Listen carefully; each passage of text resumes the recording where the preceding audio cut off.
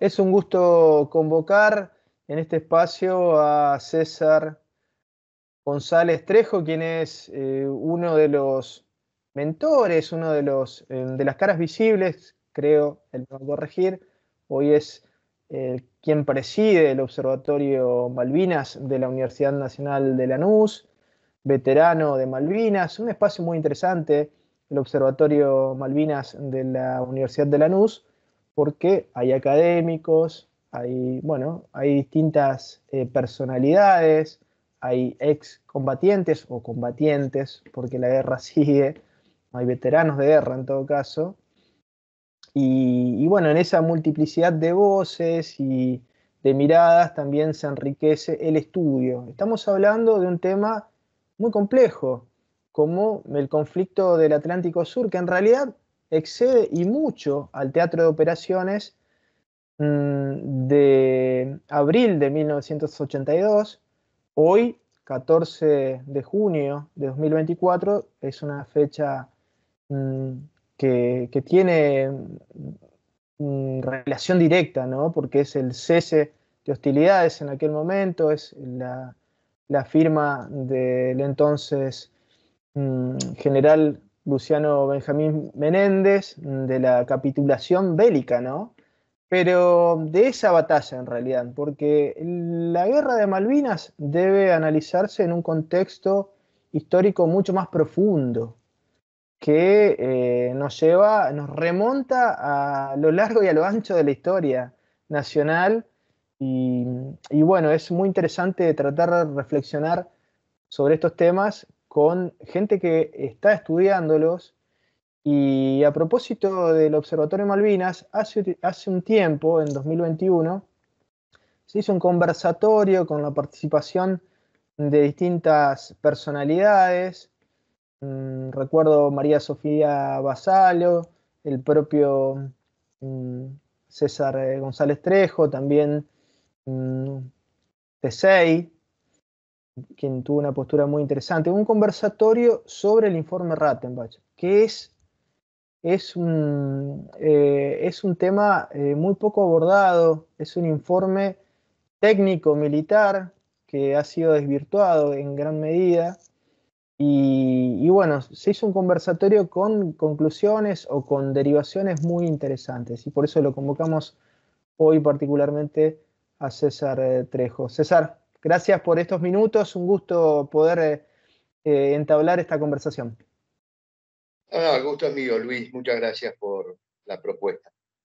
Bueno, sería interesante antes de abordar el tema estrictamente de informe Rattenbach, de escuchar tu conceptualización sobre el tema Malvinas, ¿no? Porque cada uno tiene, desde su perspectiva, desde sus limitaciones, una mirada, una forma de ver lo que significa simbólicamente Malvinas. Bueno, yo creo que la mirada más interesante es la que tiene el pueblo argentino. Nosotros, desde el Observatorio Malvinas de la Universidad Nacional de Lanús, entendemos que el sujeto histórico fundamental para comprender la causa de Malvinas a lo largo de la historia es el pueblo argentino. Que en general, en los debates académicos, intelectuales, historiográficos, es un sujeto excluido. Claro. Hay dos sujetos excluidos en general de los debates políticos y académicos. Uno es el pueblo argentino y el otro es el sujeto imperial, digamos. Lo que el Santo Padre, junto con sus predecesores, llaman la oligarquía internacional del dinero. Que incluso explica mejor esa terminología que la categoría meramente de imperialismo, ¿no? Porque ahí está el sujeto real en el mundo, por lo menos occidental. Y en general, cuando se analiza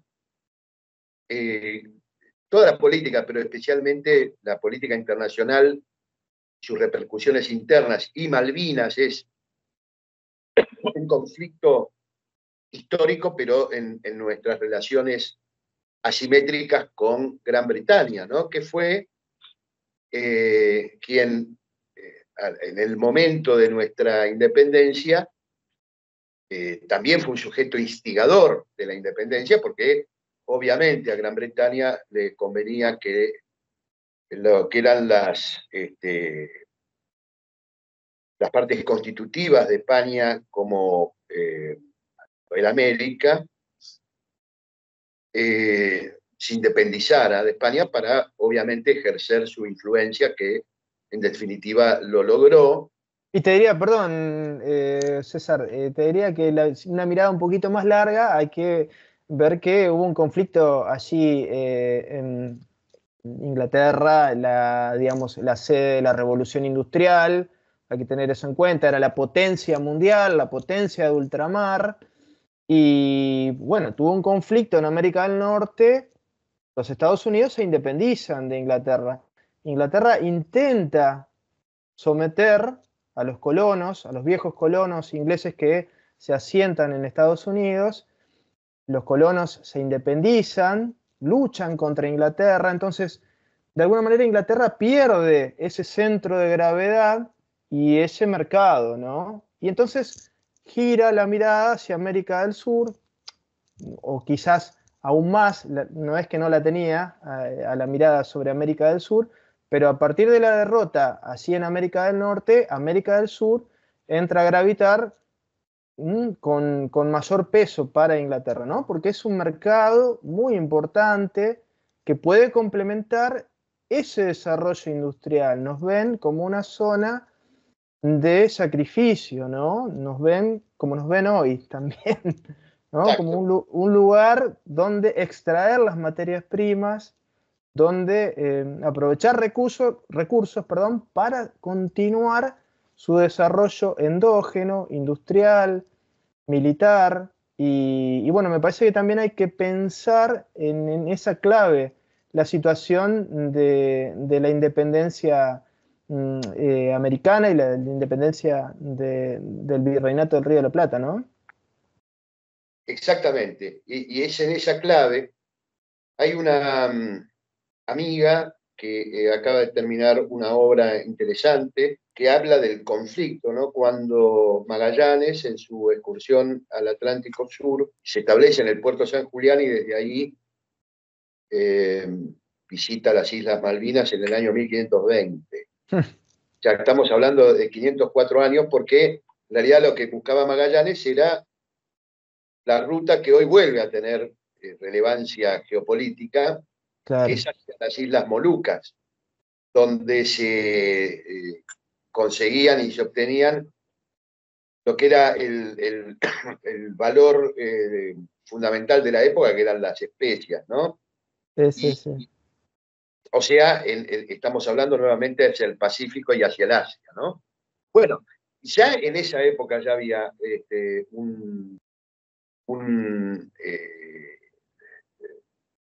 una disputa de hegemonías entre Inglaterra, que todavía no era una potencia importante, pero estamos hablando que atraviesa más de medio milenio, digamos. Claro, claro. Entonces, si uno no contextualiza históricamente el conflicto, piensa que, como los intérpretes de la desmalvinización, que se trató de una cuestión coyuntural del año 1982, de la dictadura y demás.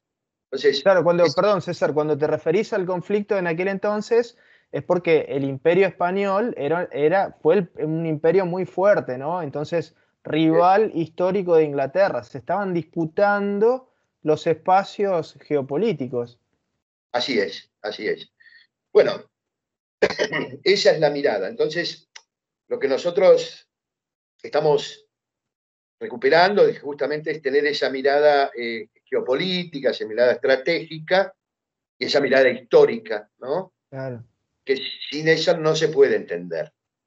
Lo que pretendió la desmalvinización es justamente deshistorizar, desterritorializar, o sea, poner como insignificante la disputa. Bueno, en esta frase que alguna vez dijo Lanata, dice, son dos islitas ahí al fondo de la Argentina llenas de piedra. No, no, no, no.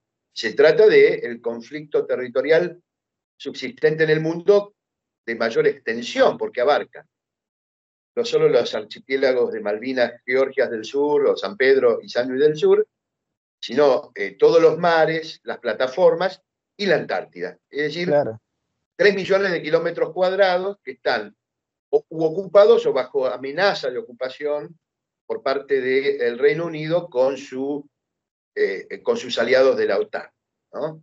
Entonces, este es el conflicto. Pero una vez recuperada la mirada amplia en lo territorial y en lo histórico, bueno, ahí podemos analizar lo ocurrido en 1982 y lo que está ocurriendo en el presente. Antes de entrar en eso, en lo ocurrido en 1982, y para dar una vuelta de tuerca a lo que estás planteando, César, entonces, esta mirada de cierto sector intelectual, donde todas las culpas son endógenas hacia adentro, que lo del general borracho, bueno, teorías realmente irrisorias, si uno lo piensa en términos históricos, ¿no? Muy simplistas, casi infantiles las teorías. Pero digo, hay una visión académica y política donde hay cierta indulgencia hacia el Reino Unido y se pierde de vista que Inglaterra nunca nos vio como un socio, sino como un espacio a explotar. Entonces, esto se vio patente en las invasiones inglesas y después con una serie de métodos más sofisticados, financieros. De hecho, hay una postura popular, o por lo menos en un sector de la población, que dice, si nosotros hubiéramos sido parte de Inglaterra, de hecho lo fuimos porque, informalmente, ¿no? Porque la firma del Tratado de Amistad de Rivadavia en 1825 nos incorporó a la Comunidad de Naciones británica, ¿no? Y después eso con el Pacto Roca-Runciman se redobló, digamos, pero siempre nos explotaron. Siempre fue una relación digamos que no constructiva desde nuestro lugar, siempre fue una relación depredatoria. Exacto, ¿no? Pero esto no se puede perder de vista y hoy la siguen teniendo, claro. Perdón que me meta en tu métier. Ese tratado de nación más favorecida que le concede Rivadavia a los británicos, reeditada, como vos bien señalabas, en el acuerdo, en el pacto Roca-Runciman, tiene una reedición contemporánea que está vigente, que es el tratado del 1991, luego de la reanudación de las relaciones bilaterales. O sea, hoy Gran Bretaña es nación más favorecida y esto, aunque no hay una percepción cotidiana porque está ausente de los debates políticos, de todas las agrupaciones o facciones políticas, es una realidad verificable en gran parte de la cartera estratégica de negocios que la Comunidad Británica de Naciones desarrolla en el territorio argentino, supuestamente no controvertido en disputas de soberanía. Mientras ellos están concediendo licencias pesqueras ilegales claro. en el Atlántico Sur, mientras han explorado durante muchísimos años las riquezas hidrocarburíferas en el Atlántico Sur, que amenazan comenzar en breve tiempo, junto con ahora la empresa Navitas Limited, que es una empresa israelí que compró el paquete accionario de la empresa Rockefeller Exploration, que hizo casi todo el trabajo de exploración en la cuenca Sea Lion, en la cuenca Malvinas. Claro. Mientras eso ocurre, en el continente argentino-sudamericano, para llamarlo en términos correctos desde el punto de vista, porque nosotros somos un país bicontinental, somos americano-antárticos, ¿no? Pero en el continente argentino-sudamericano la mayor cantidad de las concesiones minerales que se han dado, sobre todo a partir del kirchnerismo, porque Menem hizo la reforma minera, pero las explotaciones concretamente comenzaron con el kirchnerismo, se han concedido a Canadá, Australia, Sudáfrica y Gran Bretaña, es decir, todas naciones que integran la Comunidad Británica de Naciones, que en definitiva tienen su cúpula a el rey Carlos III de Inglaterra en estos momentos, digamos, Exacto, ¿no? exacto. Es decir, y el latrocinio, eso significa, dejaría como nenes de pecho a los españoles en las minas del Potosí, que implicaba una exacción, un extractivismo de los minerales, de la plata, del oro en México y demás, pero que dejaban universidades, dejaban una serie de industrias de la época, de cadena de valores en todas las... Bueno, los ingleses nos dejaron algo, César, la forestal. Claro. Y también nuestra diplomacia, porque yo trabajo hace muchos años en la Cancillería Argentina y hace por lo menos 35 que tengo vínculos, hace 20 que trabajo en la Cancillería y 35 que tengo vínculos, y te puedo asegurar que más del 80% de nuestros diplomáticos profesionales son pro-británicos. Ninguna duda de eso. Como lo son en esta mirada que vos describías de ese mundo académico que está alineado a las miradas de interpretación sobre los grandes temas internacionales desde la mirada británica. Claro, claro. César, ahora que tenemos un cuadro un poquito más amplio sobre la cuestión histórica, sí podemos adentrarnos de a poco en el tema de 1982 y es interesante, sobre todo aquellos que han estudiado más estos temas, que nos brindan la perspectiva exacta, ¿no? Porque también la mirada hegemónica ha instalado desde los medios, desde la cultura, desde las películas y desde, bueno, las visiones que vienen de Europa, ha instalado que Argentina inicia la guerra. ¿Esto es así? ¿No es así? Si podés explicarlo sería muy interesante. En primer lugar, lo que hay que ver es el sujeto político que había en la Argentina. Generalmente se habla de la dictadura cívico-militar o el llamado proceso de reorganización nacional, y se lo ha caracterizado y se lo ha estudiado con fines obviamente también judiciales y políticos, ideológicos, se lo ha caracterizado como desde la perspectiva de la faz represiva, de la aplicación de la metodología represiva, ¿no? El terrorismo de Estado.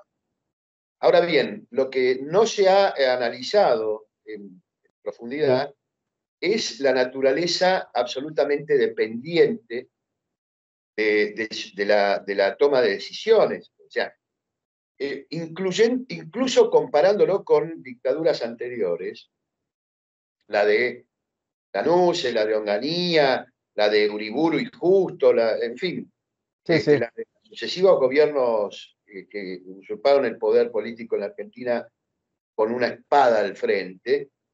El gobierno del proceso fue el más cipayo de todos, en el sentido de que su alineamiento en materia de política internacional era con la OTAN, en la supuesta, lo que se conoció como la doctrina de seguridad nacional, o lo que en términos norteamericanos o franceses será la guerra contrarrevolucionaria. Ahora, es rarísimo lo del proceso de reorganización nacional porque el primer aliado internacional es la Unión Soviética, ¿no? Si bien es una alianza más comercial, pero eso se vio reflejado en los apoyos internos, ¿no? De sectores Eso tiene que ligados ver. localmente a la Unión Soviética. Entonces después, a principios de los 80, me parece que sí se da esto que vos decís, de la Escuela de las Américas, del alineamiento más directo con Estados Unidos, ¿no? En realidad, yo creo que, a ver, la relación con la Unión Soviética no era tanto una alianza estratégica, sino que era una Comercial. conveniencia comercial. Cuando Claro. Estados Unidos en el año 1979 hace el bloqueo de la venta de alimentos, intenta presionar a la Unión Soviética por ahí, los precios de los alimentos para la Unión, digamos, se disparan y Sí, sí. obviamente aquí en Argentina, fincada básicamente sus negocios agroexportadores, dicen no me voy a perder esta oportunidad. Y Claro. entonces ahí hay un alineamiento porque a la Unión Soviética obviamente necesitaba comprar esos alimentos y como acá sus tributarios, el Partido Comunista Argentino, todo lo que decía la Unión Soviética era palabra santa, los tipos de alguna manera dijeron que había que apoyar a Videla porque era un general democrático, que era la línea blanda dentro de la dictadura, incluso comparándolo con Pinochet, que sería la línea dura, u otros. Pero el trabajo que se venía haciendo desde hace muchísimo tiempo, desde la Escuela de las Américas, de West Point, era a nivel regional en todas los estados mayores de todas las Fuerzas Armadas de América Latina, preparándolas para esa confrontación en la Guerra Fría. Bueno, lo cierto es que la caracterización de este sujeto político, que es la dictadura cívico-militar del proceso, hacen impensable que de un día para el otro hayan tomado una decisión de cambio de rumbo de 180 grados, si no se explica a través de una propia iniciativa de la OTAN de meterlos en una trampa estratégica. Y ahí hay un par de elementos, hay varios elementos. Algunos son directamente escritos que produce la OTAN a fines de 1970, cuando dice, bueno, necesitamos establecer bases militares en el Atlántico Sur, lo cual ya es una contradicción en los términos, porque la OTAN es una organización militar del Atlántico Norte. ¿Qué tiene Claro. que hacer la OTAN en el Atlántico Sur? ¿No? Esto es el mismo dilema que inclusive hoy está teniendo una resolución en una dirección con la guerra en Ucrania, digamos, ¿no? Es Sí, sí. decir, digamos, ¿cuál es la función de la OTAN? Bueno, hay toda una discusión profunda, pero en ese momento la OTAN, incluso la OTAN promueve, y hubo reuniones interamericanas, promueve la creación de la Organización del Tratado del Atlántico Sur, que era como una especie de sucursal de la OTAN, que iban a integrar Sudáfrica, Brasil, Argentina, Chile, cada uno agregando un componente militar.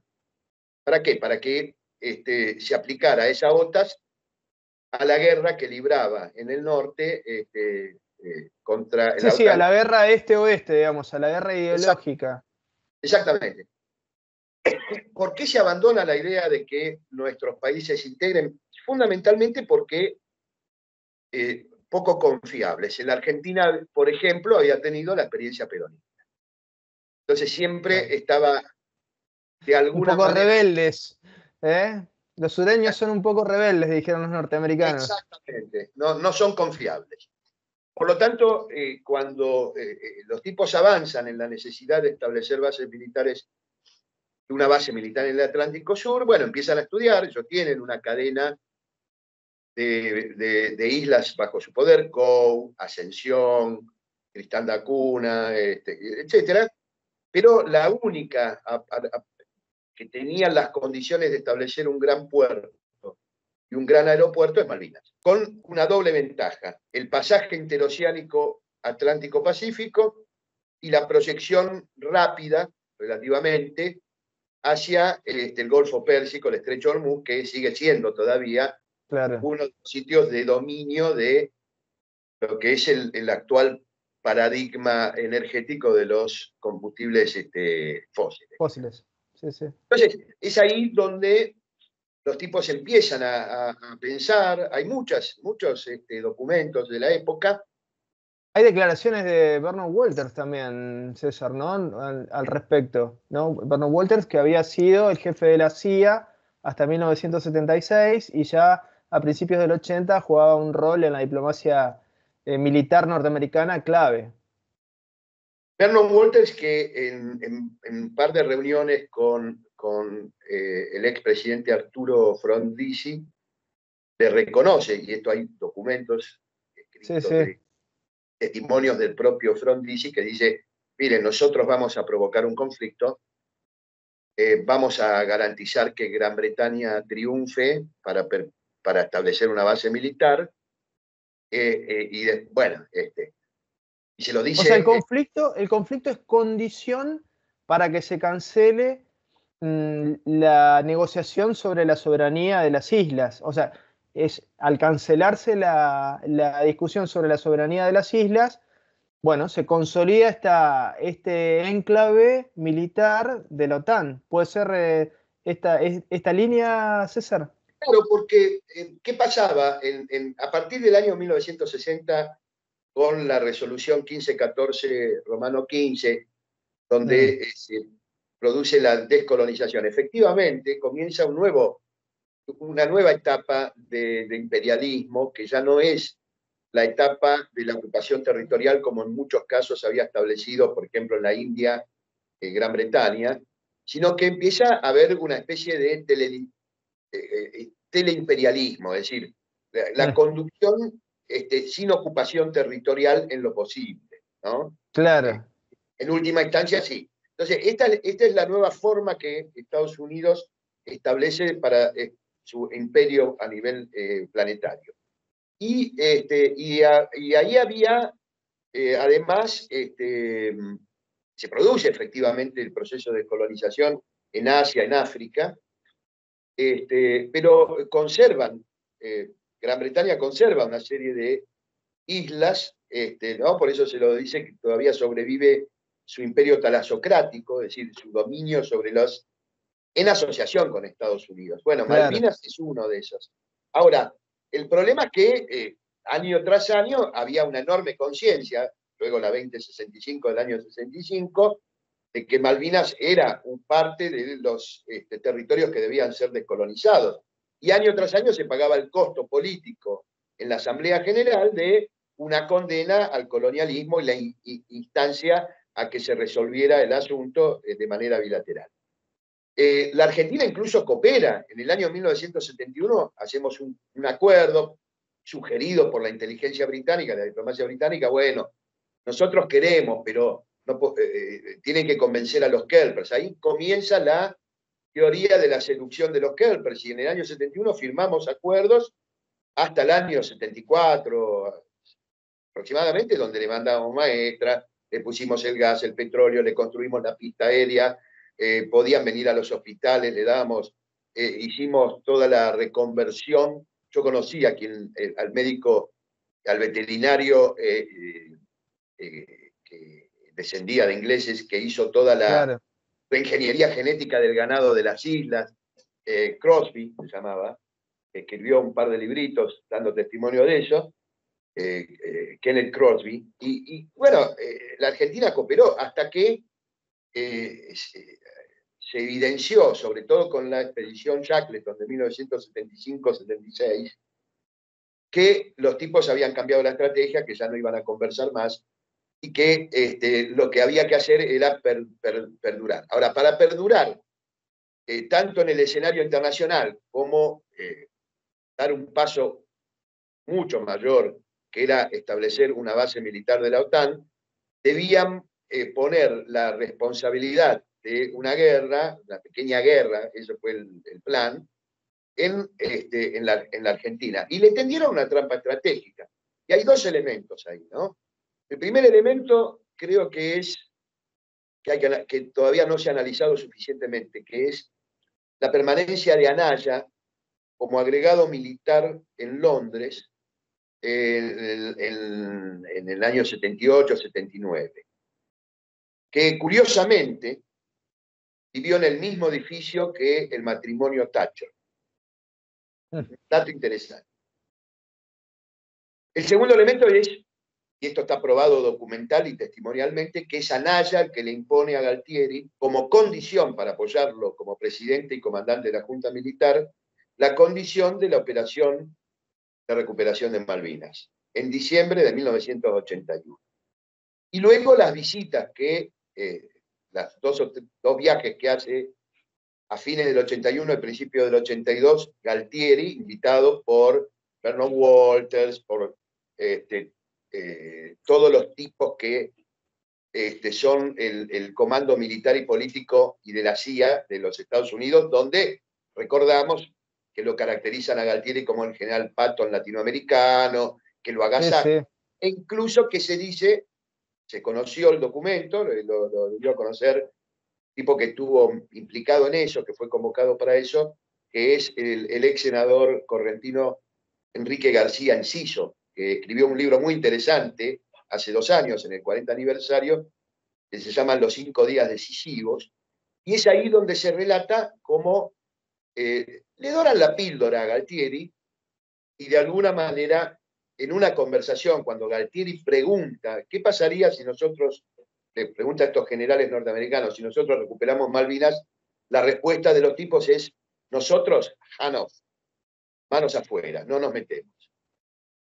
Dando a entender que la idea de Estado, digamos que la conducción político-militar de Estados Unidos iba a ser de una situación de neutralidad o de amistad con ambas partes que iban a solucionarlo. Y este es el plan que el informe Rattenbach efectivamente demuestra, que hubo solo planificación del acto de recuperación, pero no de la Operación defensa. Rosario, la llamada Operación Rosario, que es impecable, que comanda Busser, pero que no hubo luego plan de defensa, porque la idea era toco y me voy. Es decir, recupero con 2.000 efectivos las Malvinas y dejo una guarnición de 450 efectivos como una fuerza policial o de gendarmería. Porque no hacía falta defenderlo, porque iba a estar Estados Unidos de alguna manera lidiando con, equilibradamente con 2 amigos, que uno era Gran Bretaña y el otro era Argentina. Esta es la trampa estratégica. Trampa que de alguna manera se desbarata, en mi opinión, el día 10 de abril de 1982, cuando el pueblo argentino masivamente va a la Plaza de Mayo, 4 millones de personas se calculan, era una multitud tremenda, parecida, comparable a la que festejó el Mundial de Fútbol en diciembre de 2022, más o menos, y allí Galtieri, que creo que no tenía plena conciencia de esto, no le quedó otra. No le quedó otro, tuerce la operación inicial de 450 efectivos y ahí nos manda a 10.000 soldados, entre ellos este servidor. Con la desorganización y la falta de planificación que describe minuciosamente el informe Rattenbach. Ahora vamos a entrar en ese informe que es muy interesante, ¿no? Un poco lo que decían ustedes junto a los académicos es que la guerra se reconstruye a través de estudios, de informes. Argentina tiene un solo informe oficial, que es el informe Rattenbach, que fue desdibujado, ¿no? Hay que decirlo, porque políticamente cada cual quiso darle su tinte, ¿no? La política de la historia, ¿no? Esto de usar la historia en beneficio de la actualidad de algún sector, de algún grupo político, de alguna corporación. Esto es lo que ha sucedido con el informe Rattenbach, que entre otras cosas decía o ordenaba, según la legislación militar vigente, que había que fusilar a algunos responsables, ¿no? Después fueron condonados, no se cumplió la ley, ¿no? En esto de que decía Carlos Nino, un país al margen de la ley. Uno puede estar en contra o no de un fusilamiento, pero esa era la ley vigente del Código de Justicia Militar, decía eso. Y bueno, de alguna manera no solo se tergiversó el informe Rattenbach, sino que también se incumplió con la ley vigente entonces, ¿no? Sí, así es. Bueno, pero el informe Rattenbach, encargado por el gobierno de las gallinas, o sea, de Viñón y Nicolaides, que se habían alineado durante la guerra en el bando de las gallinas, ¿no? Sí, sí. Que querían una paz a a cualquier precio, ¿no? Entre ellos también Alfonsín, ¿no? Desde el espectro político. Pero el informe de Rattenbach era una comisión de análisis y evaluación sobre las responsabilidades estratégico-operacionales. Y si no tenía claro. otro fin, no tenía la finalidad de, por ejemplo, determinar ni retrospectiva ni prospectivamente el análisis político estratégico. No Claro. era ese el nivel, sino las responsabilidades militares, operacionales, estratégico-operacionales. Hasta O el sea que nivel. es un informe, César, es un informe que puede servirnos como argentinos, a los organismos de defensa, a las academias, las universidades, para estudiar la cuestión estrictamente militar de cara al futuro, más que para estudiar la historia, esto que estábamos hablando antes, la historia de la relación entre el colonialismo imperialista inglés y la República Argentina, Sudamérica. Exacto. Justamente lo que refiere el mayor retirado Héctor Teyssey cuando analiza el informe Rattenbach desde el punto de vista que podría servir el informe Rattenbach, que es el tema del mando militar y cómo Claro. Malvinas. Pero no para sacar conclusiones, porque además de no tener ese mandato, tampoco tenía la distancia temporal ni se abocó al análisis de la documentación, que dicho sea de paso, hasta el día de hoy, salvo la documentación militar, todo el resto de la documentación argentina sigue estando bajo secreto.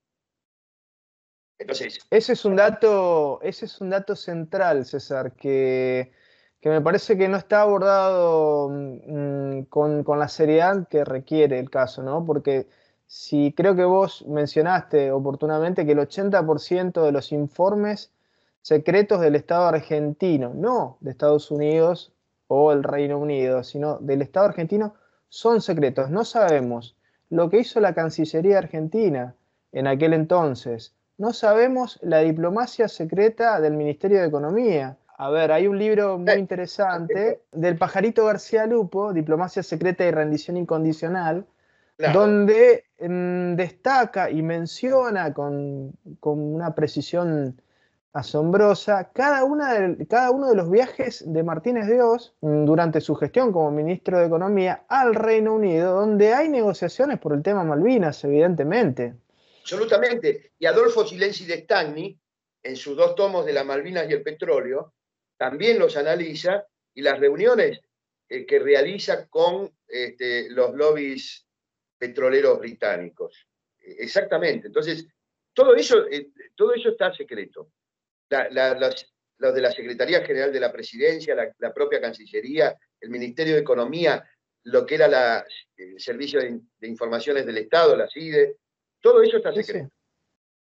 Entonces, es muy difícil para el campo de las ciencias sociales analizar cuando todavía además el propio Reino Unido tiene una ley por 90 años de secreto sobre la documentación oficial de la Guerra de Malvinas, 3 veces más que la documentación de secreto que se mantuvo sobre la Segunda Guerra Mundial. O sea, 3 veces más de tiempo de De espera tiempo. para estudiar Exacto. que la Segunda Guerra Mundial, ¿no?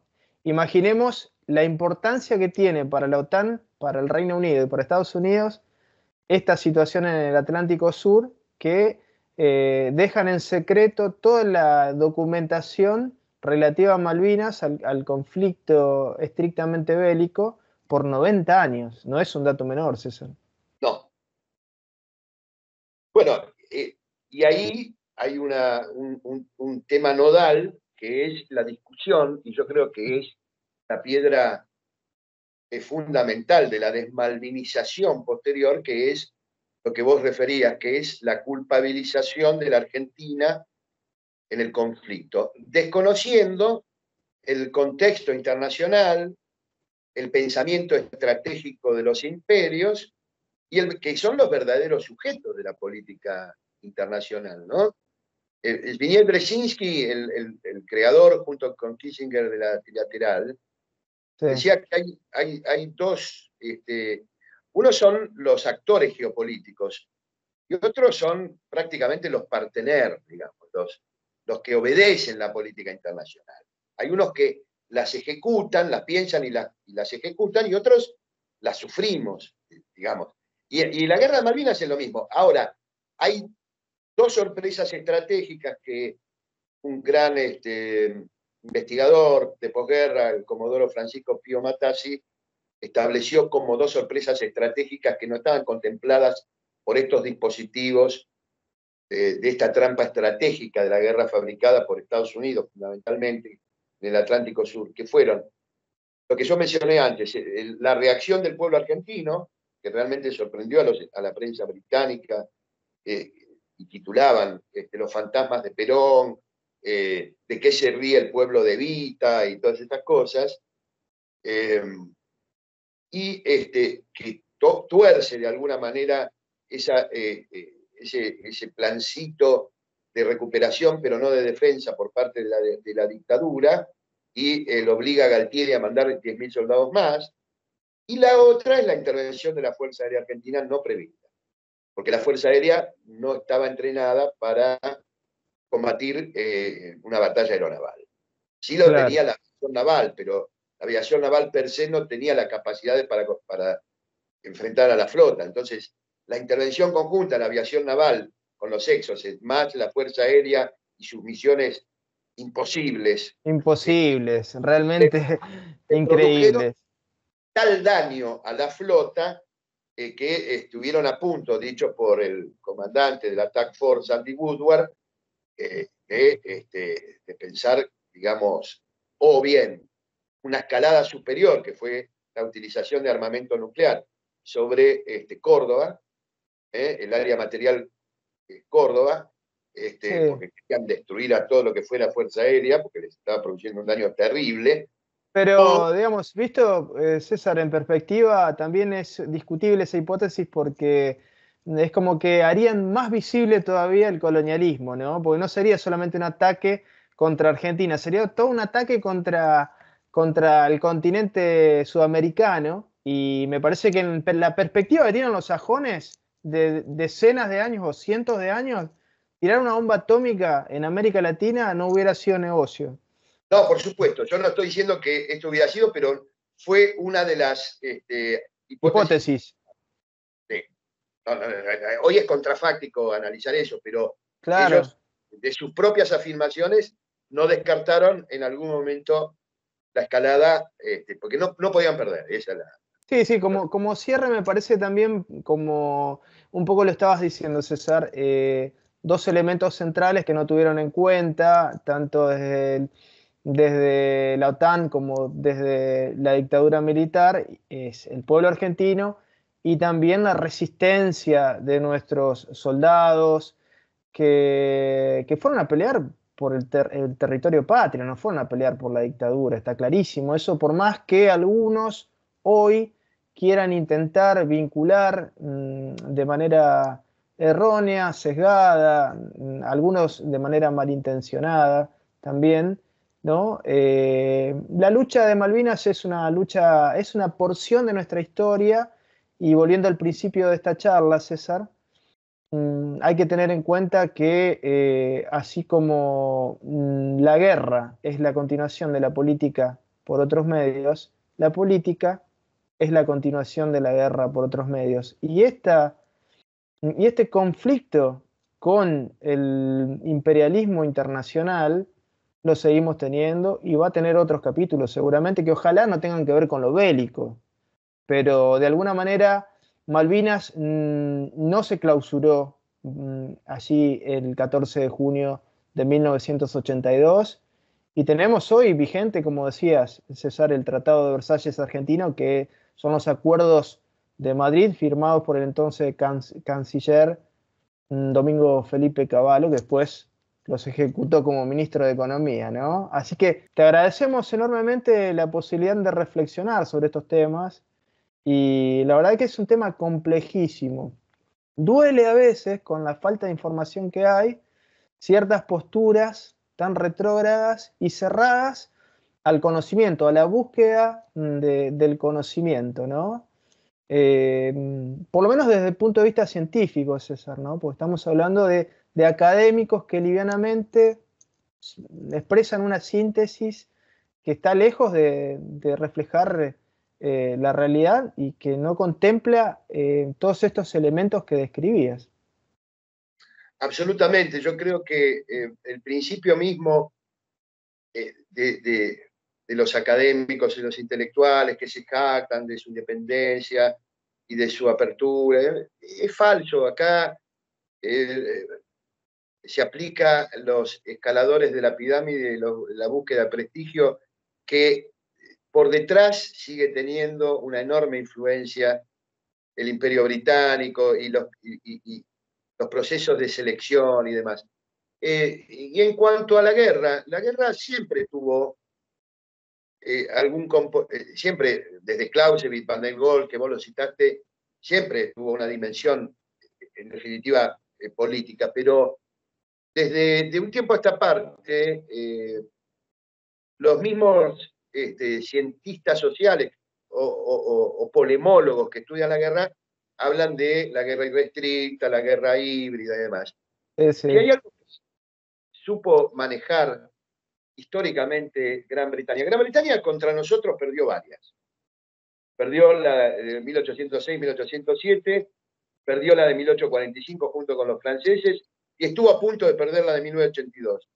Pero hay algo que siempre se resultó, o casi siempre resultó victorioso, que es lo que se llama el soft power, el poder blando. Y en eso son maestros. Sí, y eso sin dudas, sin dudas. Lo han logrado gracias a conformar unas élites en la Argentina, tanto políticas, económicas, académicas, y en muchos casos también militares, en función de su propio pensamiento y sus propios intereses. O sea, la verdadera pelea que se sigue dando por Malvinas y por la soberanía en la Argentina tiene que ver básicamente con el plano de la lucha del conocimiento, la colonización pedagógica, lo cultural, ¿no? Dicho por el actual presidente, la batalla cultural. Bueno, hay una batalla cultural, sin duda alguna, que atraviesa toda la historia argentina, pero que ahora estamos percibiendo como más urgente y más necesaria. Me parece que estas acciones de reflexión son no ya imprescindibles para poder pensar el camino ante una coyuntura que se vuelve extremadamente grave, porque nos estamos planteando ya no liberación o dependencia, sino extinción o supervivencia, sería la disyuntiva actual. La Argentina puede disolverse. La Argentina tal como la conocemos, territorial, cultural, económica y políticamente, puede disolverse si no resolvemos este desafío. Me parece que, y Malvinas, como dice nuestro común amigo Marcelo Gulo, es la parte visible de un sistema de dominación invisible, como de alguna manera recuperando esa definición también que allá por 1930 había dado Raúl Scalabrini Ortiz, y ponía Malvinas como una de las, que había muchas Malvinas que recuperar en el territorio continental argentino. Bueno, es el desafío. O sea, nosotros quizás nuestras hipótesis no estén acertadas, no estén demostradas, pero lo que no se puede hacer es cancelar el pensamiento. Lo que hay que mantener es abierta es la cabeza y discutir y analizar a la luz de los procesos históricos y a la luz del debate que necesariamente tenemos que dar. O sea que en este sentido me parece que también en este pequeño encuentro que hemos tenido, en lo que podamos tener en el futuro, seguramente estaremos dando una pequeña contribución a los necesarios debates que hay que dar en el futuro. César González Trejo, director del Observatorio Malvinas de la Universidad Nacional de Lanús, este espacio académico, político, que conforman distintos actores, no solamente profesores de la universidad, sino también veteranos de Malvinas. La verdad, felicitarte por el trabajo que están haciendo, por estos proyectos como Voces de Malvinas, para recuperar los testimonios de nuestros combatientes y, bueno, a seguir reflexionando sobre estos temas que son necesarios, son urgentes y hacen a nuestra identidad. Muchísimas gracias. Muchas gracias a vos, Luis, y cuando quieras, la seguimos. Un abrazo. Un abrazo grande.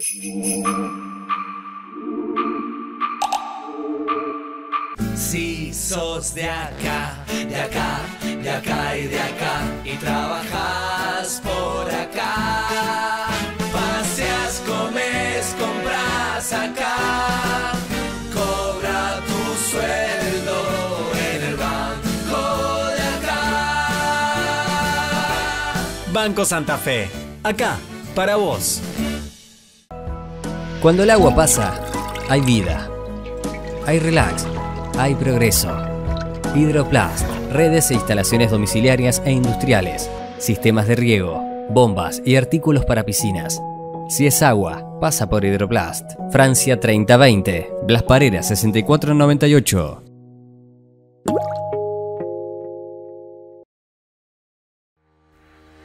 Consejo Municipal de Santa Fe, 150 años. El consejo de todas las voces.